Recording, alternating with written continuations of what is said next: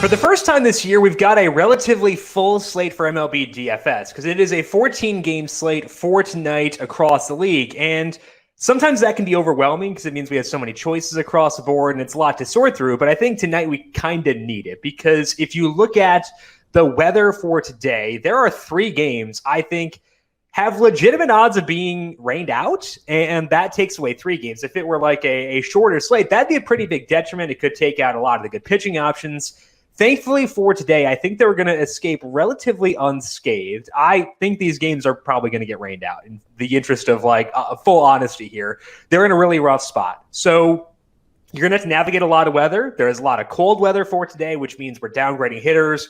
In a lot of places, upgrading hitters in indoor stadiums, a lot to discuss. So let's dive on in and get you set for Friday night slate. Welcome on into the solo shot. That's right here on the FanDuel Podcast Network and numberFire.com. My name is Jim Sonis. I am a senior writer and analyst for numberFire.com, here to break down Friday night's 14, in air quotes, game slate with lock set for 7:05 for tonight. Let's talk about some of those high weather areas. The rain odds are pretty high for the Yankees and the Rays in New York. It seems like the game is in danger there. Like, they didn't really announce starting pitchers until super late. Kind of seemed like they were giving out the vibe of they're just kind of assuming it's not going to play. The forecast there not as bad as a lot of other places, but it's also just 48 degrees. So if it does play, downgrade hitters there. Boston, even worse. The battle of the Sox, Red Sox and White Sox in Boston, I think that game is likely to get rained out. I just don't see really how they play it. If you want to go there, make backup plans. It's also just 40 degrees, so if they do play, downgrade hitters in Boston. Kansas City, pretty rough too for the Royals and the Blue Jays. It is high rain odds, and first pitch temperature is 47 degrees. So again, downgrade hitters if they do play.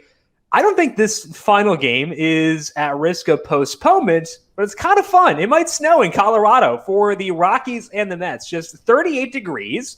That is concerning for hitters. I mean, it's not a full-blown Coors Field slate tonight, but it's good for pitchers as long as they play, and Jacob deGrom may or may not be there. We're going to get a little crazy for tonight. We'll talk about that in the pitching preview coming up in just a bit. But first, as a reminder, especially on a slate like this, where there is so much stuff up in the air with some teams not having announced starters yet, with so much weather, make sure you are tuning in at 4 p.m. Eastern every weekday for our FanDuel Fantasy Q&A. That's on the FanDuel YouTube, Twitch, Facebook, and Twitter channels. Make sure you're subscribed on those platforms to get notifications as we go live each and every day. You can ask me questions about weather, how I'm handling games based on the most recent forecast, what I'm thinking about from a temperature perspective for a lot of these things. Lineups are out. A lot of them are at that point, so we can talk about specific hitters there more so than we can here as well. So make sure you're tuning in if you have additional questions, or if you're ready to play MLB DFS and just want more of an in-depth breakdown, more like one-on-one type time.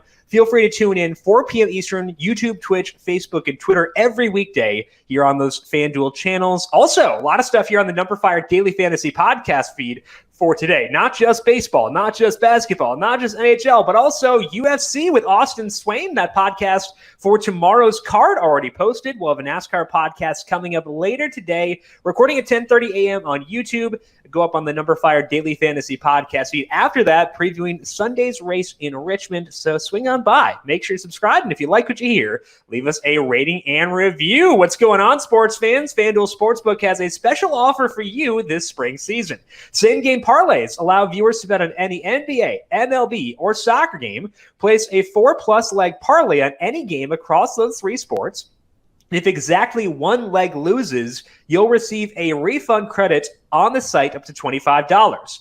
Come get involved in the action and place a same-game parlay on the FanDuel Sportsbook. Must be 21 plus and present in Colorado, Iowa, Illinois, Indiana, Michigan, New Jersey, Pennsylvania, Tennessee, Virginia, or West Virginia.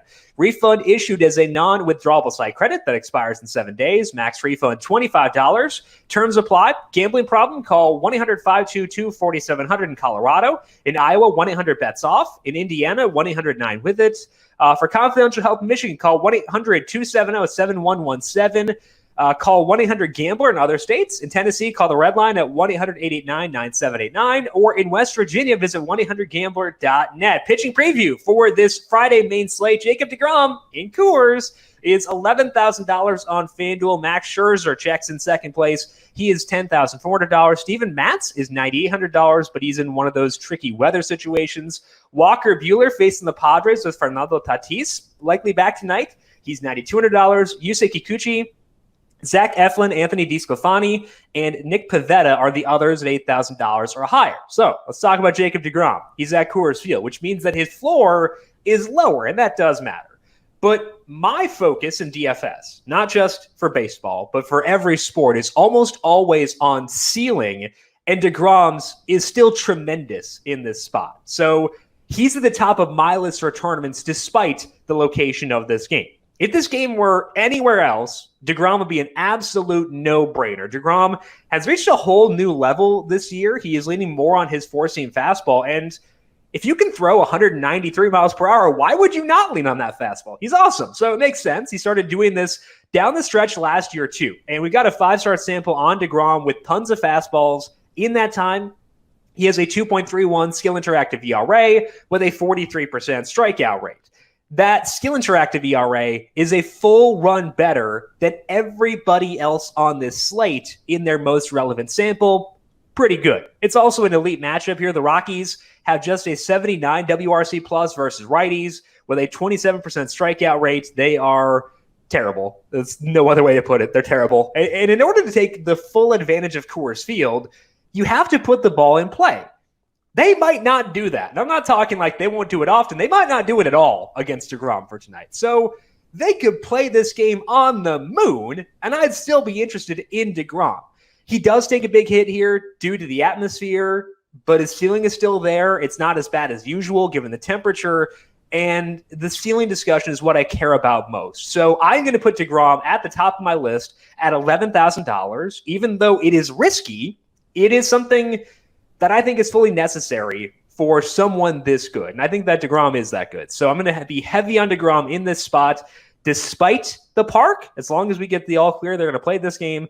We're going to have a lot of Jacob deGrom for tonight at Coors Field. What could possibly go wrong? Now, I'm a very risky player. I understand that. Maybe you don't want to be as risky. So let's say you don't want to go deGrom. I do think Max Scherzer is a very defensible alternative. He's $10,400 in facing the Diamondbacks, and it's not one of the games that has the terrible weather. So I think that's a good thing. Scherzer hasn't looked bad so far this year. He has a 3.21 skill interactive ERA with a 32% strikeout rate and a 2% walk rate. Really good numbers. And one of those starts came against the Dodgers, which makes it even more impressive. He's also gotten a lot of whiffs. So I would say Scherzer's gotten off to a really impressive start so far this year. And if we're talking about just plate discipline data, he's alleviated any concerns you could have had coming into the year. So if I'm into Scherzer, I like him here. Why would I not just use him over deGrom, given that deGrom is at Coors Field? There are two reasons for me. The first one is that Scherzer is facing a low strikeout team. The Diamondbacks are not a great offense outside of last night where they erupted, but they do have just a 21% strikeout rate. So they do a good job putting the ball in play. It's a low number, and it's one that should lower our enthusiasm around using pitchers who are facing them. Second, he's letting up a ton of hard contact. Scherzer has been trying to throw more cutters and sliders, if we want to classify that as like more wipeout pitches, because the distribution between the two can change. More wipeout pitches, and it's likely in an attempt to keep his strikeouts elevated. And it is working. He's getting strikeouts. But it's also led to a lot of hard contact, which is something you'll see pretty often in pitchers who lean heavily on sliders. You'll see a lot of hard contact allowed. We've seen that with Scherzer so far. He has a 15.2% barrel rate allowed in that 5-star sample. He allowed an 8.4% barrel rate for the full season last year. He's at 20.7% in a small sample this year. So Arizona might not be good, but that batted ball data has to be a concern. Every base runner against Scherzer could turn into a couple of runs if he gives up a long ball. And that's why I have deGrom higher than Scherzer for tonight. I do know that this is a risky approach, so I don't blame you if you want to go elsewhere. I think Scherzer is number 2 for me tonight, despite his flaws, and it's defensible if you want to put him above deGrom. I just won't be doing so myself. I feel very firm in saying deGrom is my 1, Scherzer is my 2, everyone else fighting for third place behind those 2 guys. It's risky, I know, but I'm okay with that. For the third slot, we're actually going to jump down quite a bit to $7,100. That's Jose Rokiti. He is a guy who had a good amount of hype around him coming into the year. He struggled to get strikeouts for most of the regular season last year, but his play did pick up a bit during the playoffs. That was good. And there was optimism around him among smart baseball people coming into this year. And Rokiti has justified that optimism so far in 2 starts. Even if the results don't say so, he's looked pretty good. I like him a lot here against the Mariners. The ERA for Rokiti is 5.23, but the underlying data all looks really good. Primarily, the strikeouts are back. He has a 28% strikeout rate in 2 starts. His swing and strike rate is 10.8%, so that strikeout rate number is likely to come down. But Rokiti was a high strikeout guy in the minors, so even when it does come down, I'd still expect him to be, in general, a pitcher who does get strikeouts. Part of the reasoning here is that Rokiti is changing his pitch mix. In the first 2 starts this year, Rokiti is throwing his slider 31% of the time. That's up from 13% last year, so a massive deviation for Rokiti. His changeup and his curveball usage is down quite a bit. That slider was a tremendous pitch for Rokiti back in 2019, which was when he really came on the scene. He had a 47% whiff rate on that slider. He's throwing it different now than he was, so it may not get quite that high of a whiff rate, but increased usage on a good pitch is a good thing for a pitcher like Rokiti. Facing the Mariners, I think I'm higher on the Mariners offense than most people because they have a 111 WRC plus versus righty since the start of last year. I thought that would come down as the season went along, but it's actually gone up. It opened at 109. It's now 111. So they're hitting the ball well. They will strike out, though, which is why I think we can go to Rokiti here. A 25% strikeout rate for them versus righties. So Rokiti is a guy who can get strikeouts. He is facing a high strikeout team. He is $7,100 on the slate where there are a good number of high salaried hitters I would like to use.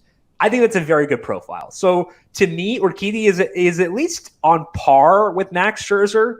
I could see myself winding up with more Rokiti depending on the way things break from the hitting perspective for tonight. But overall, I think that Rokiti is just someone who grades out really, really well. And I have more confidence in him than I have in most pitchers in this low salary range. So deGrom pretty easily number 1.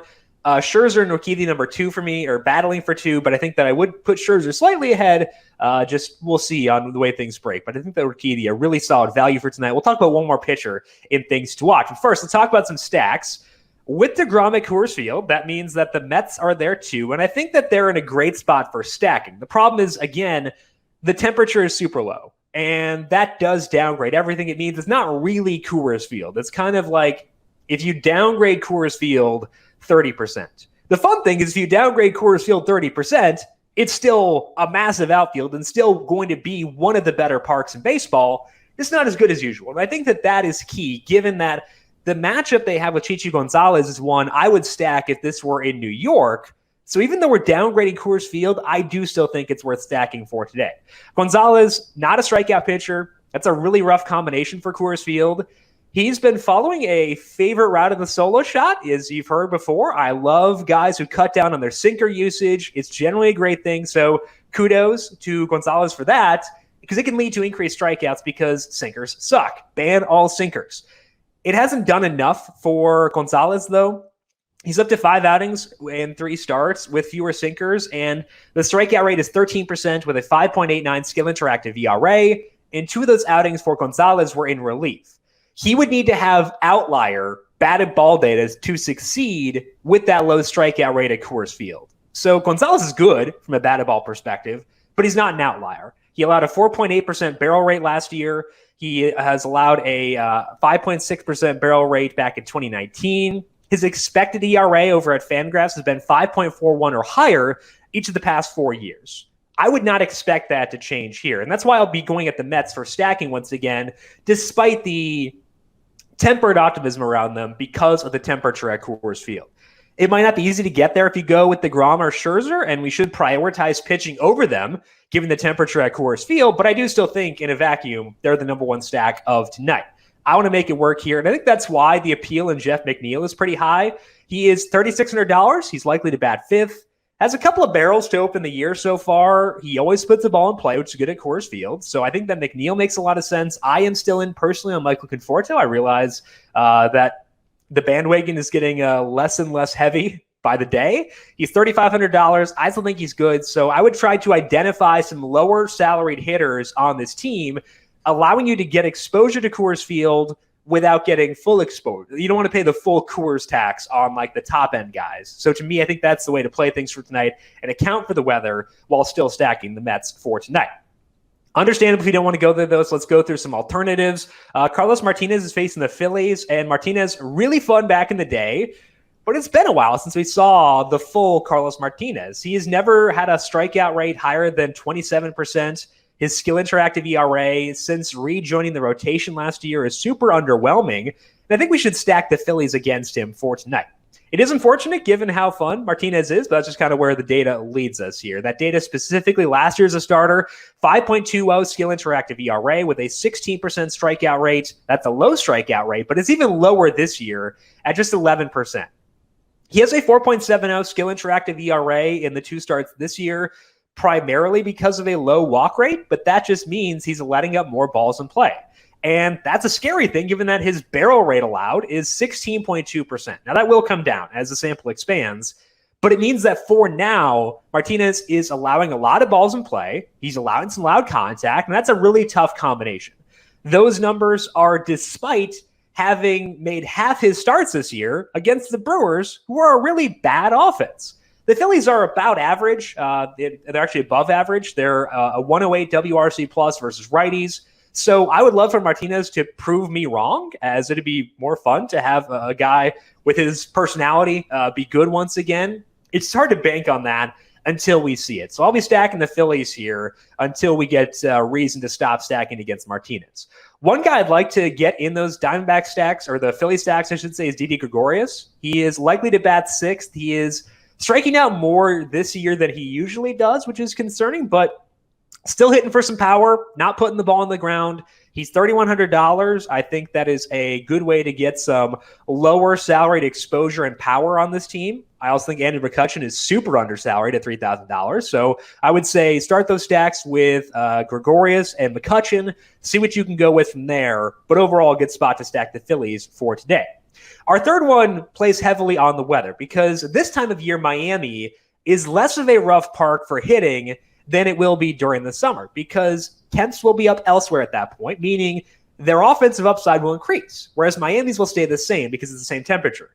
That's why it's rough then, because if they close the roof at 70 degrees while it's 80 elsewhere.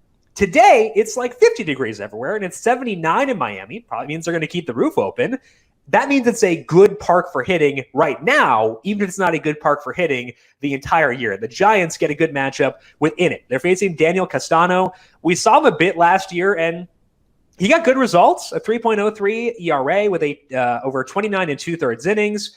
So the results for Castano were good, but the peripherals not as good. He had just a 10% strikeout rate with a 9% walk rate, which means he allowed a ball in play 81% of the time, which is an ideal number for stacking.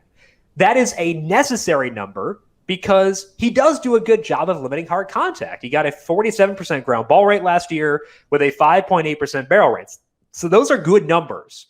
They're just kind of similar to what we were talking about before with Gonzalez. They're not outlier good numbers that you need to get by on such a low strikeout rate. The Marlins have done a tremendous job of developing young talent. So using hitters against them is always kind of risky because you don't know who's going to be catching on, who will be picking up and stuff like that. And that does make me a bit hesitant here, and that's why the Giants aren't higher on my stacking list, despite the good weather. There is still enough here, though, to make me want to stack them down in Miami. Castano is a lefty, which means the Giants lineup is going to be wonky.